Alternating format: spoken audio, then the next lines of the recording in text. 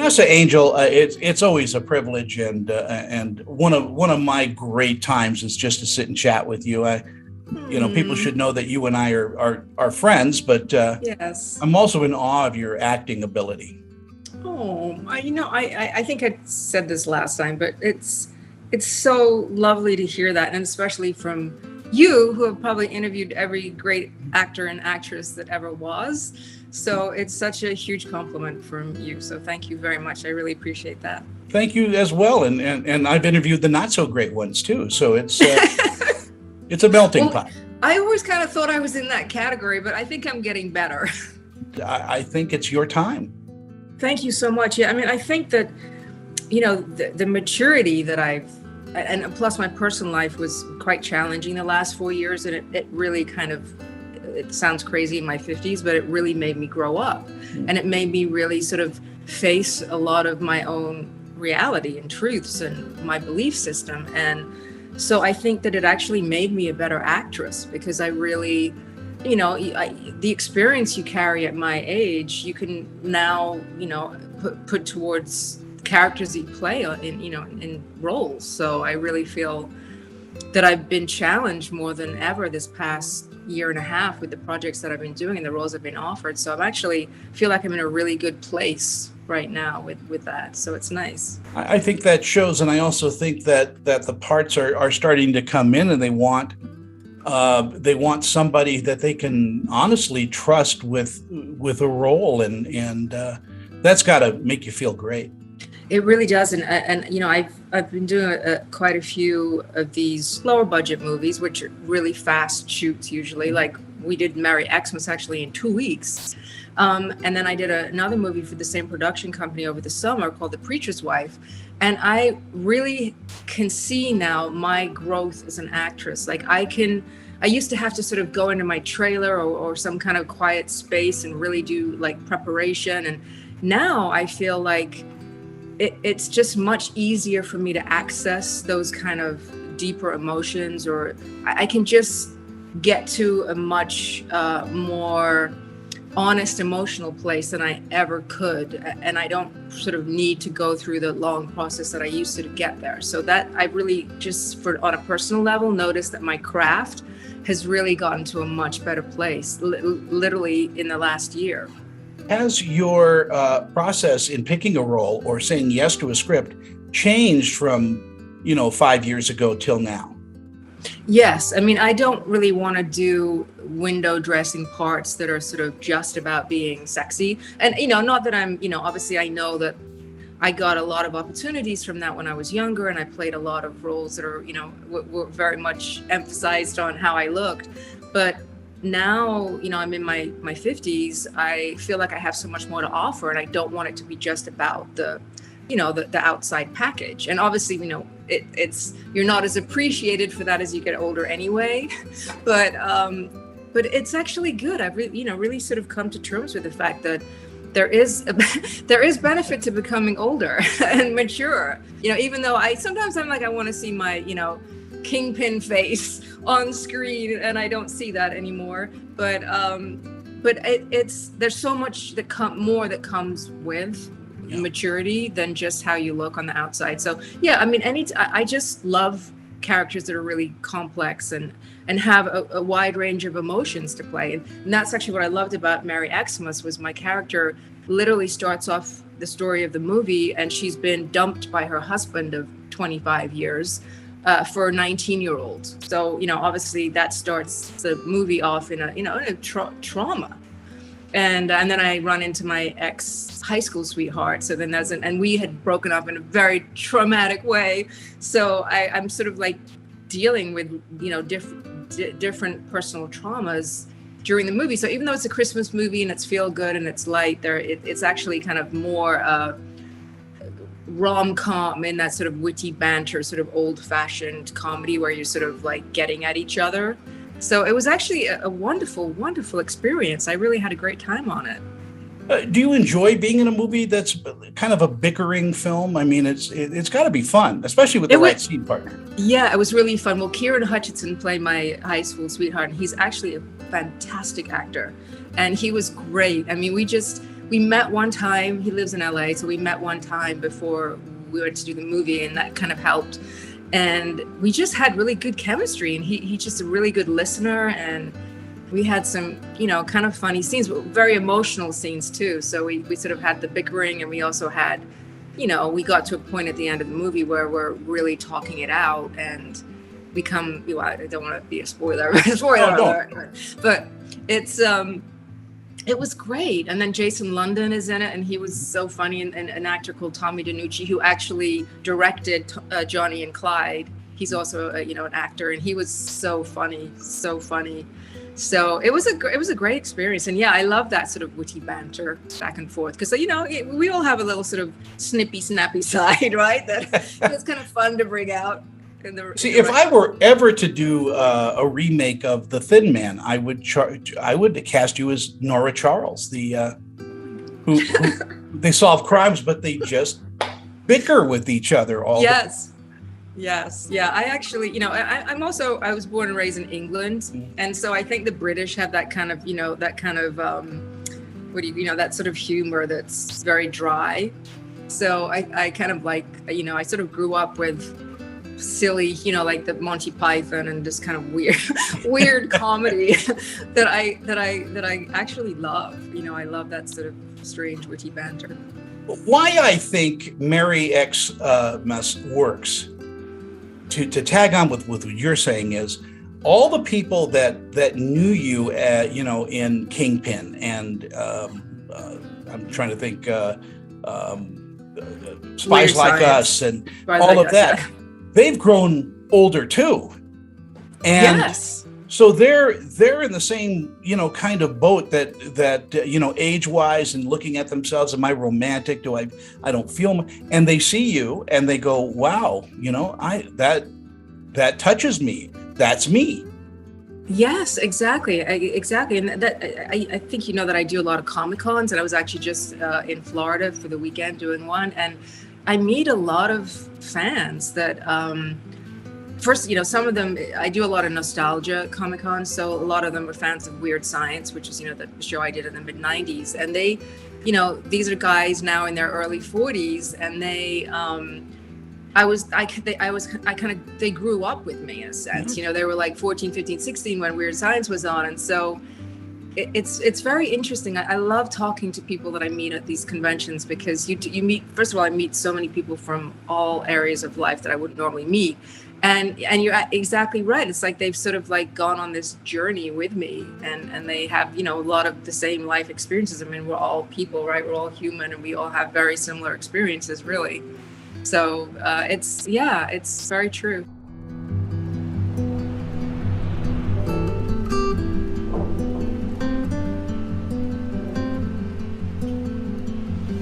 This portion of Screen Chatter is presented by VP Dental. Check out our great dental plans starting at just $16 per month.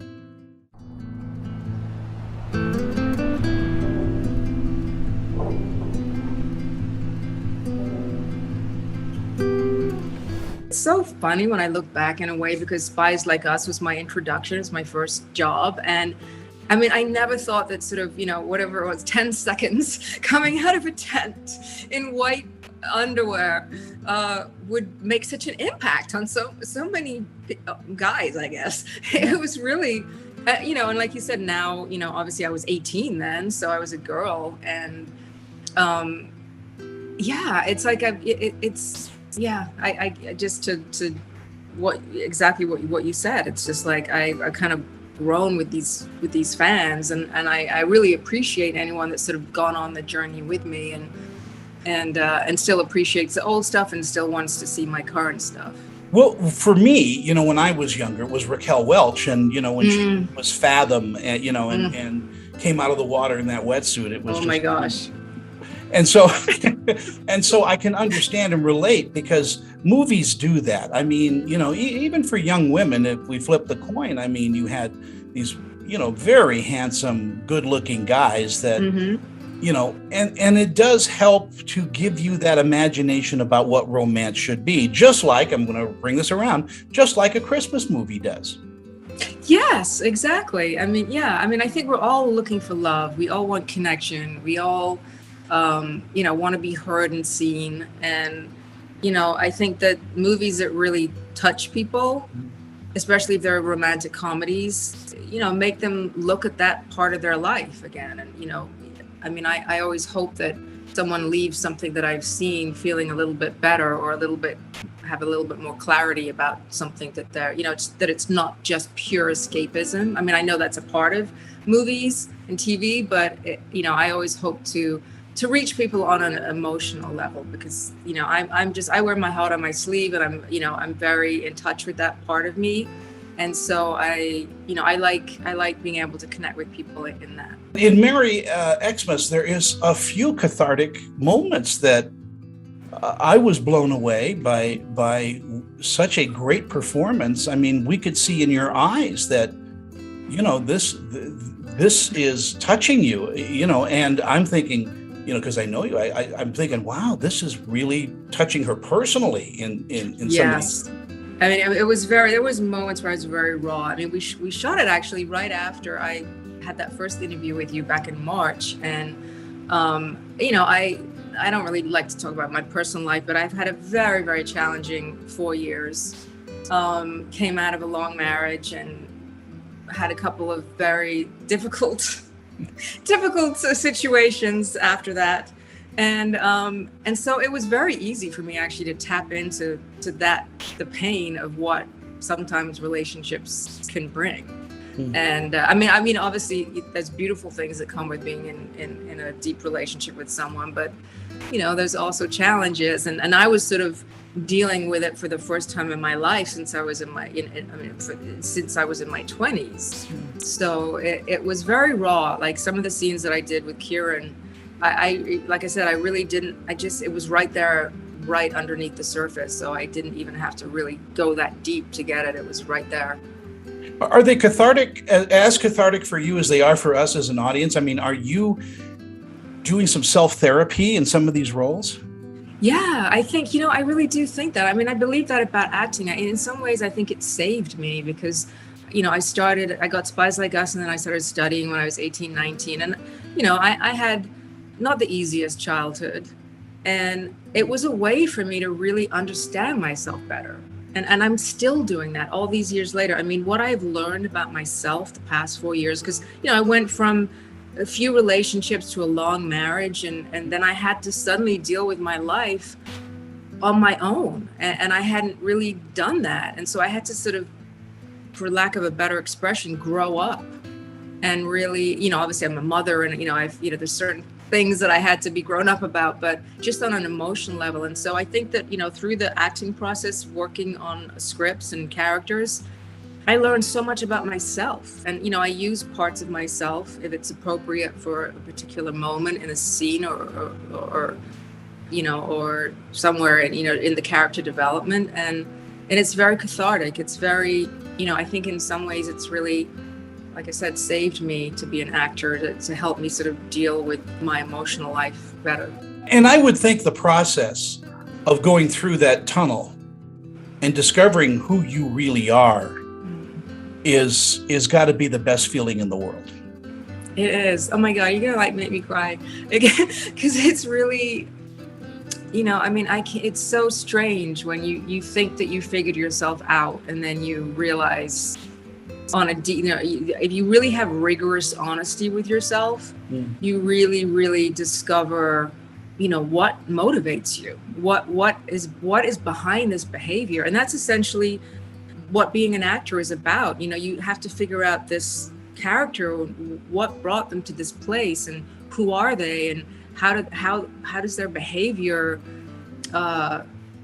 affect everybody. And so that's just being a human, right? That's just being a person. And I love, I'm very into like introspection and like figuring out myself, probably too much.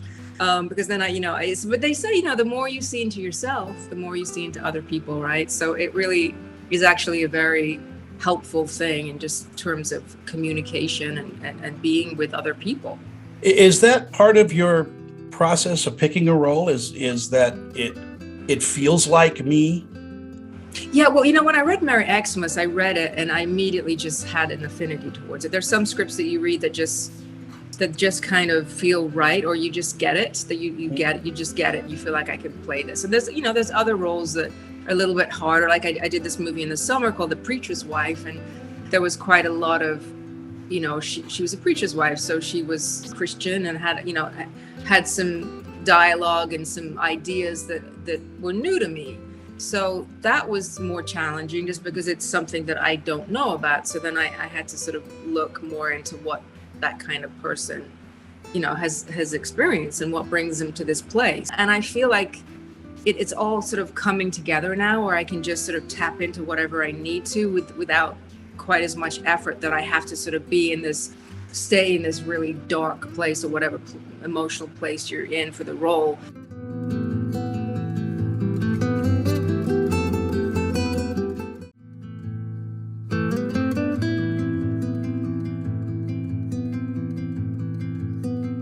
I would imagine that what would pull you into a script is kind of opposites. It's like, this character is a little like me, I like this, and this character is nothing like me, I want to do this.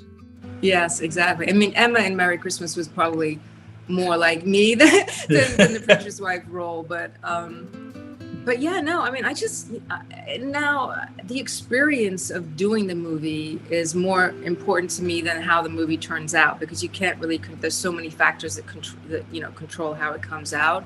So the people that I meet and the people that I spend time with, during a shoot, has become the most joyous part of it, really. I mean, as much as I like the action to cut, I do love that part of it, but I also just love the camaraderie of working with other artists and feeling like you're with people that get you and you get them, and it's really lovely. And that's also part of maturing. I just feel so much more appreciation for it now than I did 25 years ago. Well, there is something, I think it's in your blood because you are English, about the old theater troupes that used to do plays by the River Vaud and all of that, where they became a family, and you look for that family in a 2-week shoot, in a 6-week shoot. You are really looking for that connection with the other artists.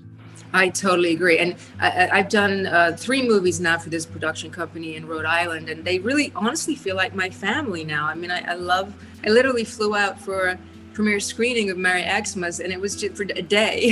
And it's not the easiest place to get to, just because I really genuinely love these people, and it's lovely. I mean, I've had an amazing year in terms of new people that have come into my life, like you and the people at the Verdi's, and Jackie Moore I worked with Jackie a month is ago, and I love her. I mean, like, I know we're going to be like lifelong friends, and it's a lovely part of being in this industry.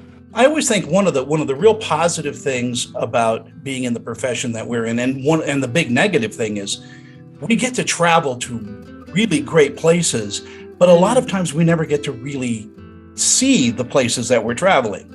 I know, it's so true. I mean, I was literally in Fort Myers, which I haven't been to in like 30 years. And I was there for a day, literally a day.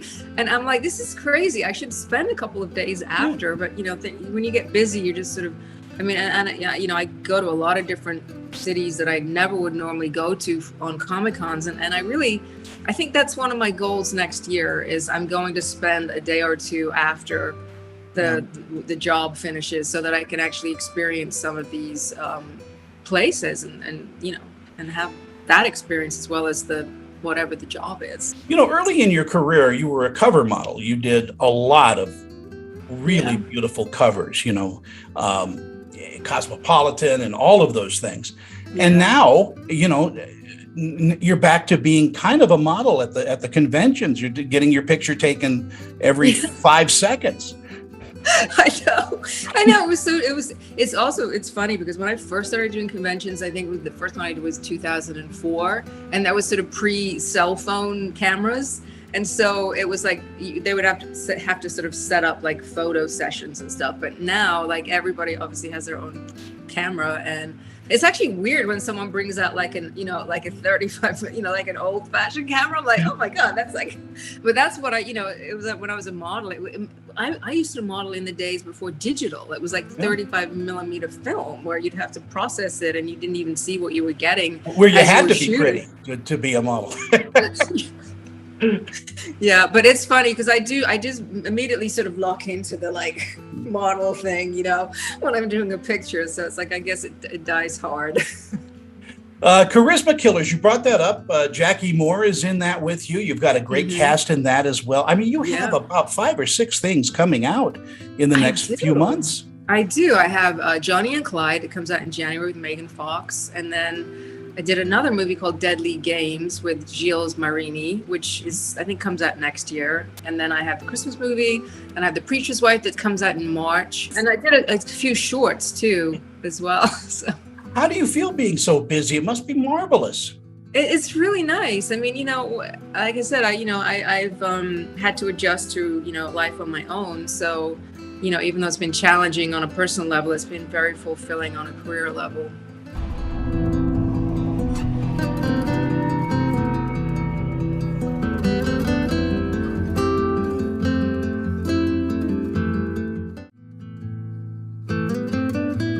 First time we did an interview, it was mostly about, those things that you're, known for and at conventions. But this is a much deeper interview, and I've been waiting to do something like this with you. Thank you. Well, I really thank you for having me on again. I so admire you, and you're so revered, and it's an honor. It's honestly an honor to have met. No, I mean it. Like, I mean it.